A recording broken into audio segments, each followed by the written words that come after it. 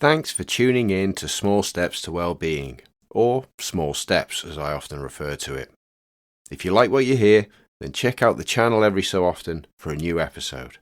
And if you have any feedback or would like my insight on a specific topic, then reach out and let me know. Please be aware that the information shared in this podcast does not represent definitive health recommendations or advice. So you should consult a professional before making any significant changes to your lifestyle.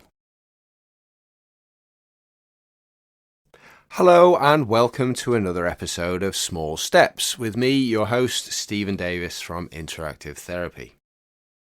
In this shortcast, I'll be talking a little more about sleep and how having an optimal amount of night sleep can have a positive influence on your daily functioning. This episode is part of a series about sleep. So after working with this exercise a few times, have a listen to some of the others that are available if you need more advice regarding steps that can be taken to improve your own sleep habits. So we'll start today with what may be a relatable question. At least it's relatable to me in any case. Have you ever had a night of poor sleep and felt like your brain was stuck in slow motion for the rest of the next day?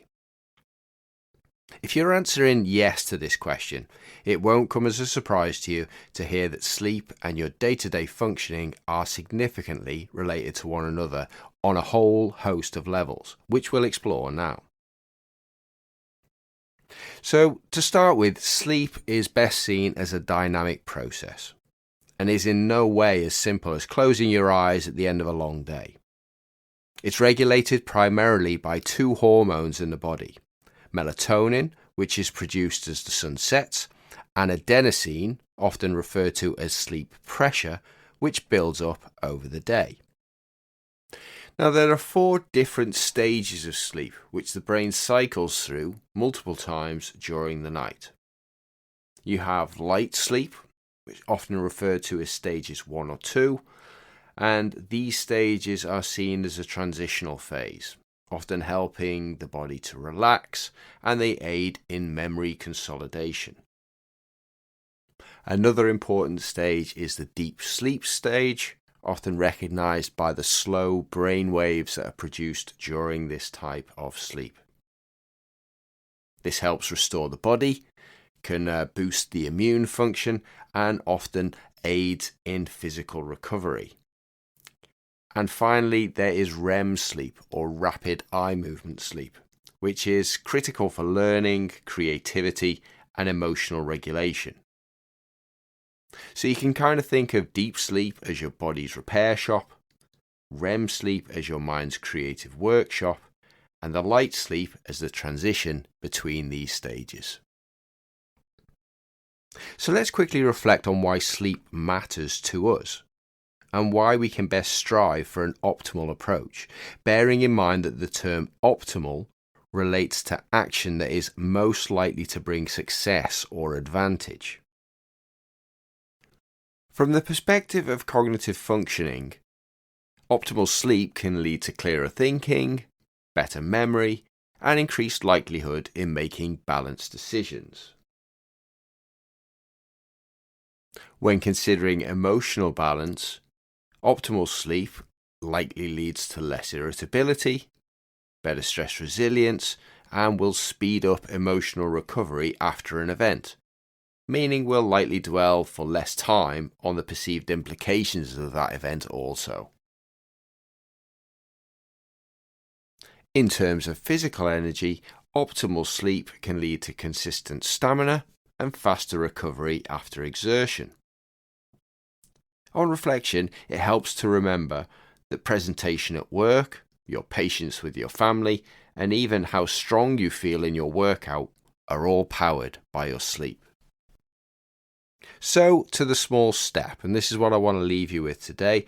It's a reflection exercise to increase awareness of the impact of your sleep on your day-to-day functioning. And what I'd like you to do is I'd like you to carry out the following steps. But before you start, just make sure you've got a journal or something you can take notes in at hand. So each morning, quickly rate last night's sleep on a scale of 1 to 10, with 1 being very poor and 10 being excellent. Okay, to the second step.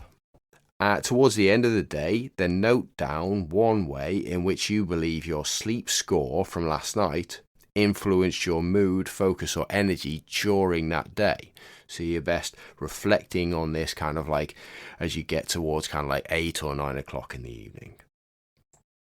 And then at the end of the week, this is the third step, look back over the days that you've recorded and see which patterns become clear, reinforcing why prioritizing sleep matters and why it matters to you.